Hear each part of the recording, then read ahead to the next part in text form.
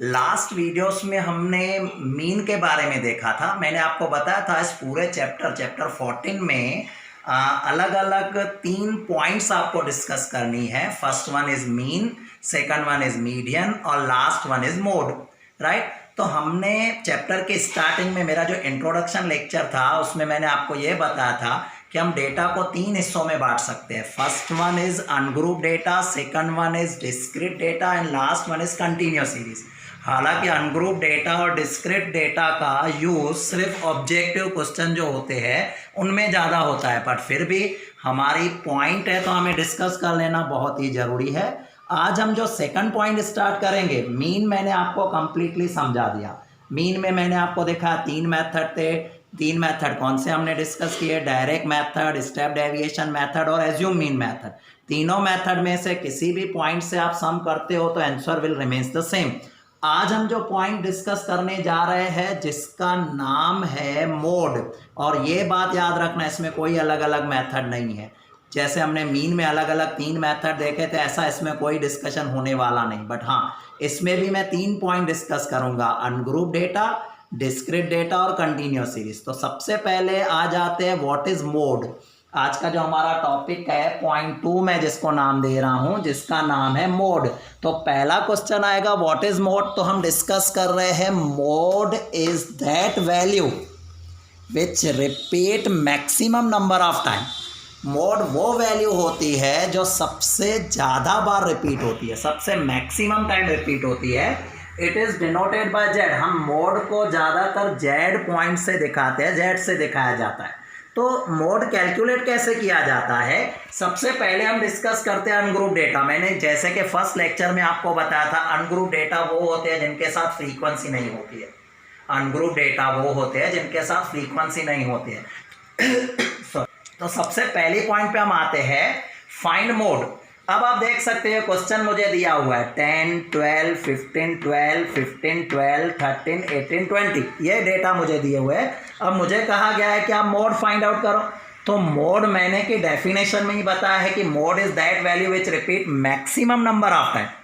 तो आप चेक कर लो, इसमें 10 है, 12, आप चेक कर लो 12 रिपीट हो रहा है 3 टाइम।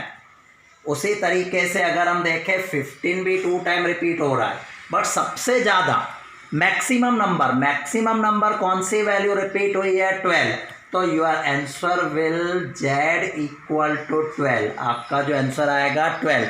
आपका इस तरह के क्वेश्चन जो होंगे उनका आंसर जो होगा वो आपका ऑब्जेक्टिव या एमसीक्यू फॉर्म में आएगा, तो आपको कोई वर्किंग करने की जरूरत नहीं। You are simply right Z equal to 12। Again second question की अगर हम बात कर रहे हैं फाइंड मोड, इसमें भी डेटा दिए हुए हैं 6, 7, 8, 10, 8, 12, 15, 18, 20। So you observe that 8 is repeat 2 times, no other number repeat। कोई भी दूसरा नंबर रिपीट नहीं हो रहा है, सिर्फ 8 ही 2 बार रिपीट हो रहा है। So in that case Z equal to 8, your answer is 8। Simple, सबसे सिंपल से सिंपल ये सम्स होते हैं जिनका यूज सिर्फ ऑब्जेक्टिव सम या एमसीक्यू फॉर्म में ही आता है। अब हम आ जाते हैं सेकंड नंबर। इसी के अंदर हम डिस्कस कर रहे हैं डिस्क्रीट डेटा। मैंने जैसे कि पहले भी आपसे डिस्कस किया है, डिस्क्रीट डेटा वो डेटा होते हैं जिनमें मार्क्स और फ्रीक्वेंसी, मतलब सामने एक्स और फ्रीक्वेंसी दिखाई जाती है। फ्रीक्वेंसी वाले सम आपने 9th स्टैंडर्ड में भी किए थे, टैली मार्क्स से फ्रीक्वेंसी बनाई जाती है। अब जैसे कि मुझे इसमें दिया है कि 10 मार्क्स लाने वाले 6 स्टूडेंट्स हैं, means 6 students got 10 marks, 4 students got 12 marks, 20 students got 15 marks and 23 students got 18 marks, 12 students got 20 marks।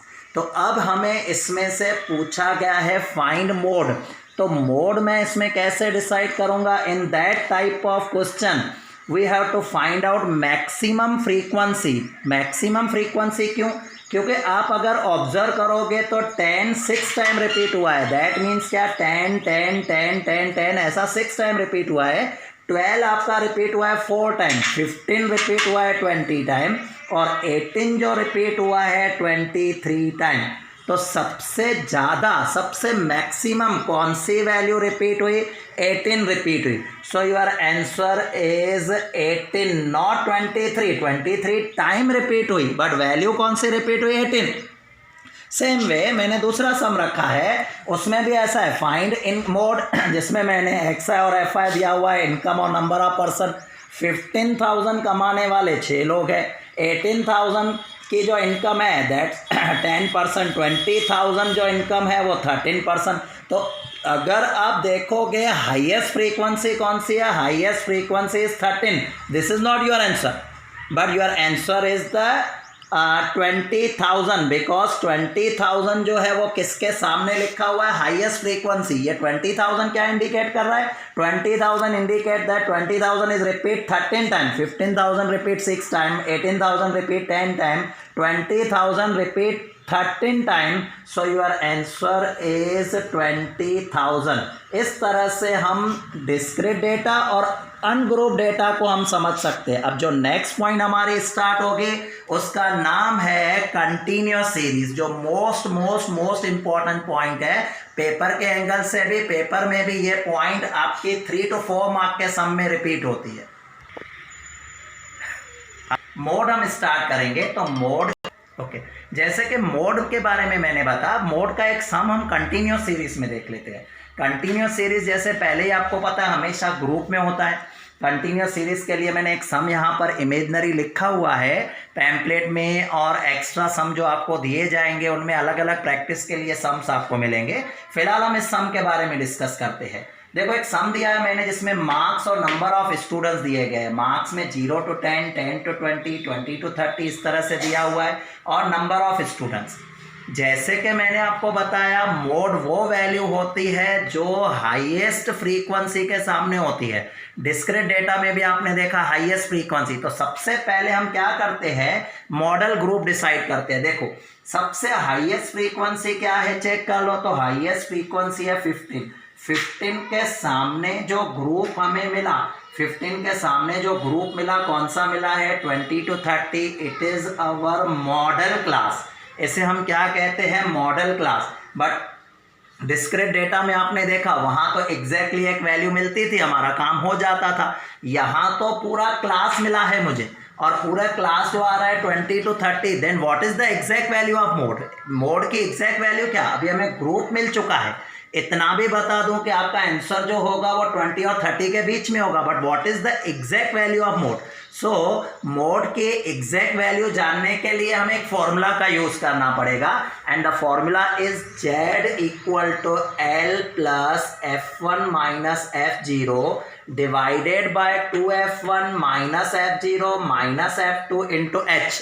तो पहले फॉर्मूला का बाइफरकेशन मैं समझा दूं। इसमें जो कुछ चीजें यूज हुई है उनमें सबसे पहले आ रहा है जेड मैंने आपको पहले ही इंडिकेट किया, मोड के लिए यूज किया जाता है। अब एल व्हाट इज एल का मतलब होता है lower limit of the model group. आपने मॉडल ग्रुप कौन सा डिसाइड किया था, 20 to 30। इसके लोअर लिमिट मतलब सबसे छोटी वैल्यू क्या दिखाई गई है, इसकी लोअर लिमिट, इस ग्रुप की बात कर रहा हूँ। 20 to 30 की लोअर लिमिट जो आ रही है वो 20 है। सो लोअर लिमिट इज 20। और F1 F2 किसे कहेंगे, जो हाईएस्ट फ्रीक्वेंसी है, सबसे हाईएस्ट फ्रीक्वेंसी उसको नाम दे दो F1। उससे ऊपर की फ्रीक्वेंसी है उसे नाम दे देंगे F0। उससे नीचे की फ्रीक्वेंसी है उसका नाम है F2। तो हाईएस्ट फ्रीक्वेंसी का नाम F1, उससे ऊपर वाली फ्रीक्वेंसी F0, नीचे वाली फ्रीक्वेंसी F2। अब हमें करना क्या है, फॉर्मूला का यूज़ करना है। जैसे कि मैंने आपको पहले बताया L मतलब लोअर लिमिट आपकी आ रही है 20 प्लस F1। अब यहाँ पर F1 दिखाया गया है 15, मैंने 15 रख दिया। F0 से ऊपर की फ्रीक्वेंसी जो 10 दिखाई गई है, 2F1 मतलब 2 multiply by 15। F0 indicate 10 and F2 आप चेक कर सकते हो, F2 की वैल्यू जो थी 5। अब सिंपली से मल्टीप्लिकेशन और डिवीजन करेंगे। लोअर लिमिट 20 वो मैंने सेम रखा, 15 में से 10 माइनस किया 5। जब हमने 2 को 15 से मल्टीप्लाई किया 30 माइनस 10 माइनस 5, तो 30 माइनस 15। सो 30 में से जब हम 15 माइनस करेंगे रिमेनिंग 15। बट सेम वे में न्यूमरेटर में देखें 5 मल्टीप्लाई बाय 10, H क्या दिखाता है, H दिखाता है इंटरवल। 20 से 30 के ग्रुप का इंटरवल, सो 20 और 30 का जो गैप है उसे हम इंटरवल दिखाते हैं, सो h इक्वल टू 10। सो 5 को जैसे ही मैंने 10 से मल्टीप्लाई किया it become 50। Now 50 divided by 15, आप डिवाइड करके देखोगे तो आपका आंसर आएगा 3.33। So 3.33 plus 20, it become 23.33. So your mode is equal to 23.33. पहले से मैं कुछ बातें बताऊं, जनरल बातें, जैसे हमारा ग्रुप क्या था 20 से 30 था, 20 से 30 जो हमारा ग्रुप था, तो आपका जो फाइनल आंसर आएगा इस ग्रुप के अंदर ही आएगा। अब आपके जो क्वेश्चन जो शायद आगे जब सम्स करोगे तो मे भी आ सकते हैं, सपोज मैं कह रहा हूँ ये सम कंप्लीट हो गया, बट अगर मैं कहूँ कितनी बार ऐसा हो कि हाईएस्ट फ्रीक्वेंसी सबसे ऊपर हो तो क्या करना है। मान लो हाईएस्ट फ्रीक्वेंसी सबसे ऊपर है, F1 आ गया, तो चलो नेक्स्ट वाली फ्रीक्वेंसी को तो हम F2 ले लेंगे, बट ऊपर तो कुछ है नहीं। So in that case F0 will equal to 0, F0 के जगह पे आपको 0 लेना है। सेम प्रॉब्लम अराइजेज अगर हाईएस्ट फ्रीक्वेंसी सबसे लास्ट में है तो क्या, अगर हाईएस्ट फ्रीक्वेंसी सबसे लास्ट में है देन ऊपर वाली जो उसकी फ्रीक्वेंसी है it is called F0, but next frequency तो कोई है नहीं, so in that case F2 will be treated as 0। इस तरीके से आपके जितने भी प्रॉब्लम मोड से रिलेटेड थे that will be solve, right. तो आपको जो भी होमवर्क दिया जाएगा वो आज आपको कंप्लीट करके देना है। Okay bye.